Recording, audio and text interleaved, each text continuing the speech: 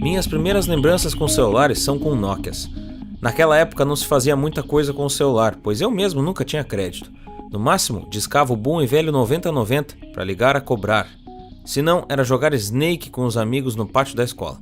Mesmo assim, era divertido ter uma peça inovadora nas mãos, e imaginar o que o futuro reservava era muito difícil. Mas uma coisa era unanimidade: a Nokia estaria lá.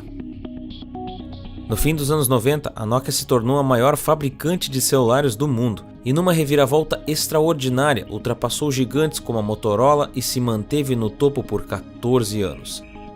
No auge, foi responsável por quase 50% de todos os celulares vendidos no mundo e com seus modelos que marcaram época, é dela o recorde de celular mais vendido de todos os tempos.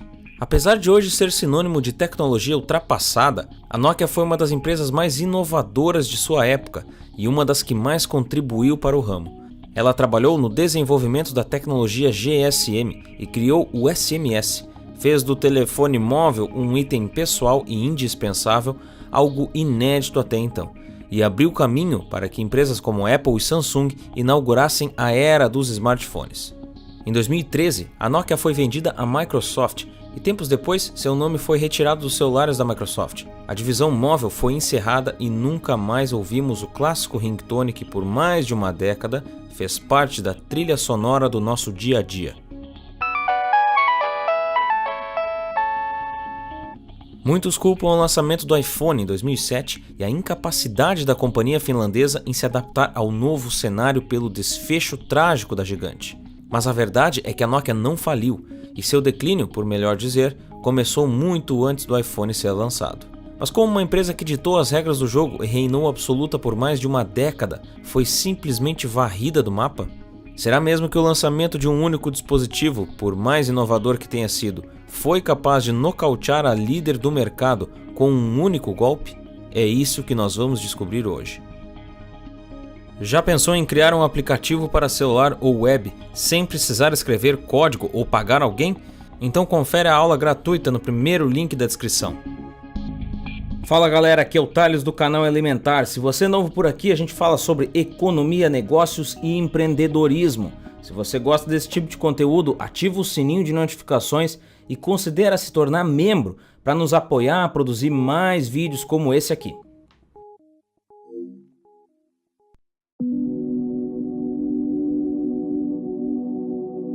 A Nokia nasceu como uma fabricante de papel finlandesa. Com o passar dos anos, a companhia expandiu, atuando em diversos setores diferentes, de borracha a cabos elétricos.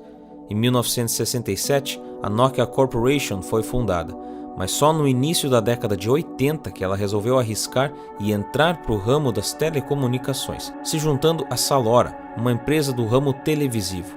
Juntas, elas lançaram a linha de telefones Mobira. A aliança Nokia-Salora se mostrou bem sucedida e lançou no mercado diversos telefones portáteis, dentre eles o Mobira Talkman, usado dentro dos carros, e o Mobira Cityman ou Gorba, que poderia ser levado para qualquer lugar. Assim, os brick phones ou tijolões logo se tornaram um dos símbolos mais emblemáticos dos anos 80, como o cubo mágico e o Game Boy. Isso numa época em que a ideia de celular simplesmente não existia.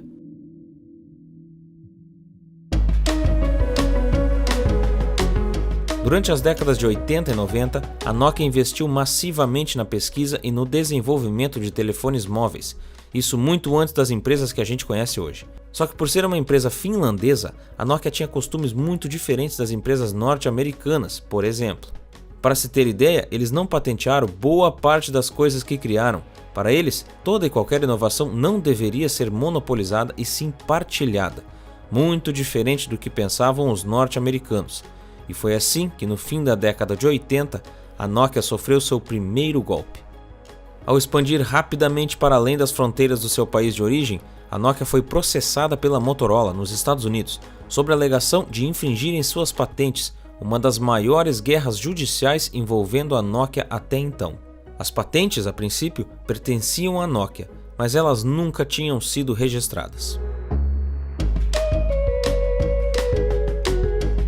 No fim dos anos 80 e início dos anos 90, a Nokia enfrentava sérias dificuldades financeiras. Jorma Ollila então foi escolhido para assumir como novo diretor, desagradando a muitos acionistas por ser novo demais. Ele tinha 42 anos na época, mas foi sob a administração de Ollila que a Nokia realmente se tornou a Nokia. Foi ele que redirecionou todos os esforços da empresa para o ramo da telefonia móvel, apostando que esse seria o produto do futuro. Decisões como a aquisição da Tecnophone, uma startup inglesa que desenvolvia telefones de bolso, no início dos anos 90, quando o mercado de celulares ainda engatinhava, deram à Nokia uma enorme vantagem em relação à concorrência. Na metade da década de 90, a produção de celulares da Nokia já não conseguia suprir a demanda, e entre 96 e 2001, a receita da empresa aumentou de 6,5 para 31 bilhões de euros. De 98 a 2012, a Nokia foi a maior fabricante de celulares do mundo. Em 2000, ela tinha 30% da fatia de mercado, quase 2 vezes mais que a sua principal concorrente, a Motorola. No auge, foi responsável por quase 50% dos celulares vendidos em todo o mundo. Eu tinha um sentimento de que quem tinha Motorola, na época em que a Nokia reinava absoluta no Brasil, era tido como o diferentão. Eu digo isso pois nessa época eu tive um Motorola C331 e um C333. Isso permaneceu assim até a chegada do Motorola Razr V3, em 2004, que foi um sucesso de vendas. O aparelho mudou o conceito sobre a marca Motorola e sobre o que o celular era, passando de um simples aparelho funcional para um símbolo de status, com cores chamativas e o design de flip.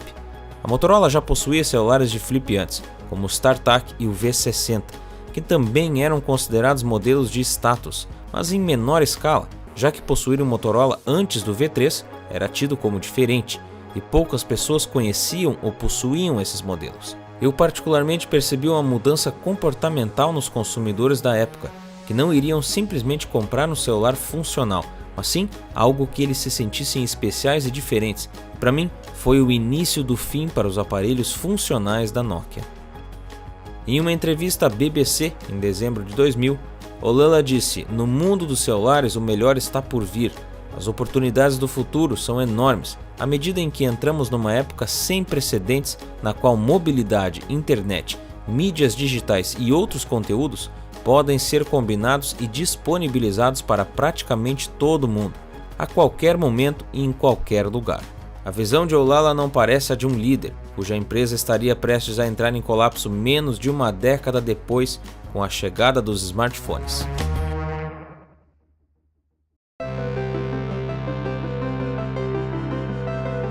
Se você fizer uma busca rápida, provavelmente vai chegar à conclusão que a Nokia faliu porque não conseguiu acompanhar as mudanças do mercado, especialmente com o lançamento do iPhone, seguido dos Androids que simplesmente tocaram o terror na indústria e mudaram tudo o que todo mundo sabia sobre celulares em um curto espaço de tempo.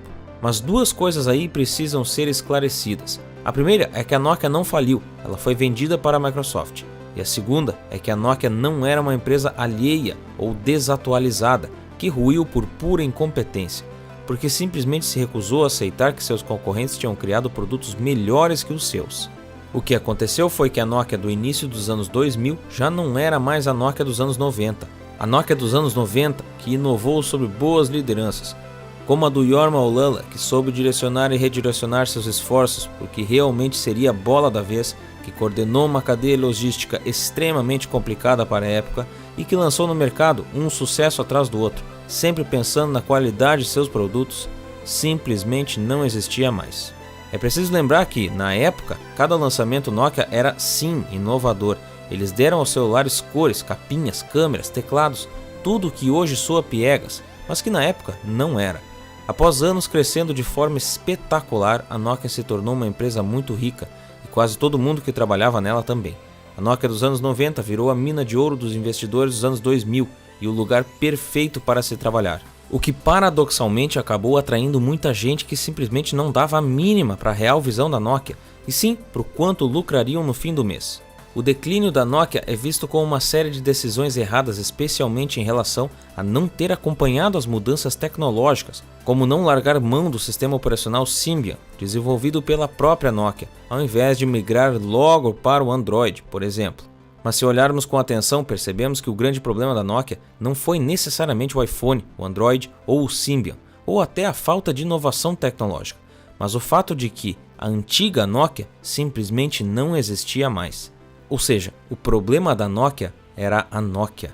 Com sucessivas mudanças de diretores, a Nokia foi se tornando uma empresa cada vez mais burocrática, lenta e ineficiente, o caminho inverso que as empresas de tecnologia costumam tomar.